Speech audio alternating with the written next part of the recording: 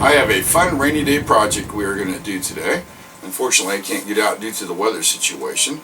So, Ken suggested I make a video about this, and let me give you a little bit of history of what I'm going to be making. A while back we were camping at Camp Rock Canyon State Park. We were going to hike 2 miles into the primitive campsite. Problem was there's not a water source anywhere around in that area. So we have to carry our own water in. Now I use these right here to carry water. You can get them at pretty much any store from $1 to $2. They're about a gallon. They're a lot sturdier than a milk jug.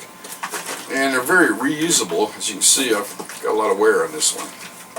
So we're going to carry these in. One problem, if you carry it like this, I guarantee within a quarter mile you're going to start losing your grip and your hand will cramp up. So what I did is I simply made a water carry system.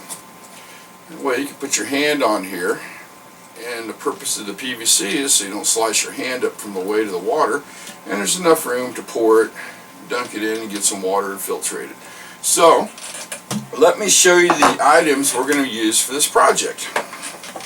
What I have here is pretty much stuff that's been laying around. We have our cordage, some spare rope, some poly cord right there, and of course we got PVC pipe. And the size on the pipe is totally up to you. This is what I had laying around after I built the dome, and so we're going to use that for the handle. Something to cut your pipe with, I'll use a pipe cutter. Hacksaws work great. Glider, and of course scissors. And don't forget our water container. So the first thing we need to do with the water container is we're going to get the biggest piece of rope. Now you don't have to go this big, I just am because that's what I got laying around. Because we got to determine how big of a piece of rope we need. Now notice on these water containers, the inside is concaved in. The reason for that is if they freeze, it'll pop out and keep the water container from splitting. So that's where we're going to hide our knot. And do not forget to put your handle in while you're doing this. Trust me, if you forget, it's kind of a pain in the ass to undo all the cordage and put it back in. So once we get our link set, so I'm thinking that looks pretty good right there. We're going to simply just put in a very simple Boy Scout basic knot. We'll be using a square knot, and that's the only knot I really know, so that's why we're using it. After we get our square knot in there, we're going to pull it as tight as we possibly can, so it looks like that. And then we're simply just going to take our scissors, and of course you can use a knife. Once again, that's totally up to your preference. And I'm going to cut it rather close to the edge of the knot. And now I know what you're saying, now Bob, that's going to slip out of there. And yes, it will. But we're going to solve that problem after we get that done. Got a nice little cut. Now you see how the ends are all frayed? We're going to take the lighter and heat that up. The purpose of heating it up is, see as it starts to melt, we're going to fuse that to the other piece of rope. And you might not want to use your hands on this because this stuff is extremely hot when it sticks to your skin. Once again, I have found out. Yes, I know. You think I'd learn, but it just doesn't happen that way. Okay, our knot is fused together. This side needs to go just a little bit more. There, see? Get that good and warm. Okay, now we're good and tight, and that's not going anywhere. We've got our rope size determined. So I'm going to set this little guy up on end. Now here comes the fun part. You're going to ask me what kind of knots I'm tying, and I'm going to be straight honest with you. I really don't know. As usual, I'm going to wing it. But down here, if you take a really close look, you see this groove right here. This is where our first piece of rope is going to go, and we're going to follow that groove all the way around. Okay, so first thing is we're just going to tie a simple little knot and leave enough cordage to go around this groove. We're going to tie just a simple basic knot, nothing spectacular. Now it's kind of a good idea to have these full when you're doing this, that way they keep their shape. And 2, make sure you keep the knot at the bottom close to the center as possible. That way when you get it done, it'll actually sit on the ground without toppling over on you. Okay, we're going to come around here. And there's a groove in these bottles, how they put them together. There's one there, and there's one on the other side. And we're simply going to line these grooves up and tie this other piece off over here. That way the piece of rope does not slide around on us.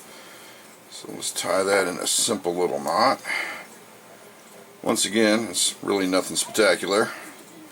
And we'll bring this main piece of rope around here, and we're going to tie that up and make it as strong or as tight as we possibly can without destroying the bottle in the process. There we go. And of course, we're just going to cut off the excess like we did on the main piece of rope. Cutting it very close. See how close that is right there. And we're going to fuse those 2 pieces of rope together. That way it does not come undone or slide around. Now the next thing we're going to do is going to flip it over, and our knot is about as center as it's going to get, and it's got a little play in there to go underneath so it won't flip over. Now this phase of the project, trust me, is a lot freaking easier while the bottle is laying down. We're simply just going to start wrapping the rope around, and see this groove right here? We're going to grab that groove there. Right there. So I'm going to bring the rope up to about here. I'm going to tie a little knot in there to kind of hold it in place. Once again, I have no clue what these knots are called. As usual, I'm winging it. So right there. Just going to take it around this side and there. Another little knot.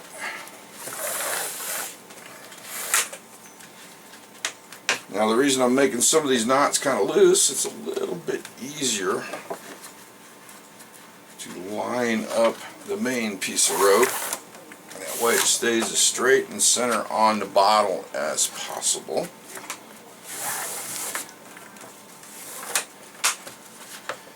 Okay, let's take this one around, just following the same groove.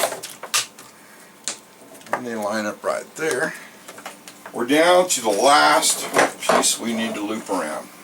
This last ridge up here. It is very important to get the handle to about as much of the center of the water container as possible. That way the weight is equally distributed and you're not walking around with a water bottle hanging like that. And once again, I speak with experience, so the last piece we got to put in, we're going to come up here and tie one of those knots.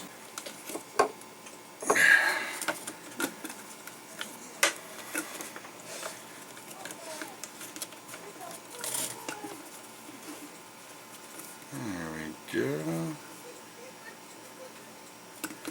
Right there, looks good.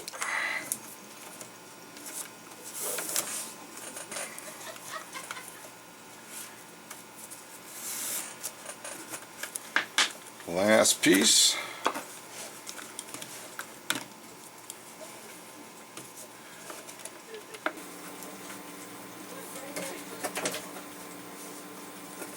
And it's time to put a knot in it. And I'm going to torque this one down fairly tight. That way she doesn't slip around on us. We're carrying it right here.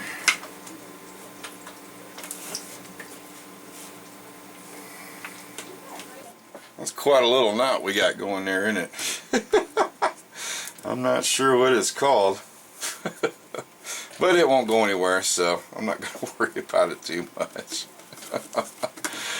Okay, now we got that tightened down and it's torqued on there pretty tight. Let's see how we are on the handle situation. And we're even. It's carried even. Not bad.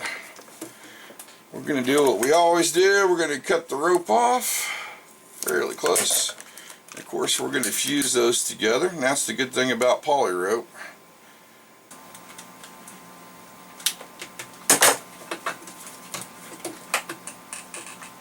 we're good.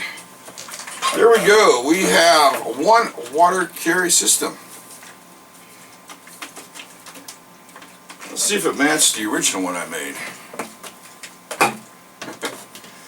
Actually, the handle's a little bit longer, but no big deal. Looks good. I don't think it's going to fall out anywhere. There you go. We have made a water carried system on our little rainy day project. Now, what I'd like to hear from you is, what do you use to carry your water into base camp, and how much water you carry with you? So if you would, leave that in the comments section. And like always, thanks for watching.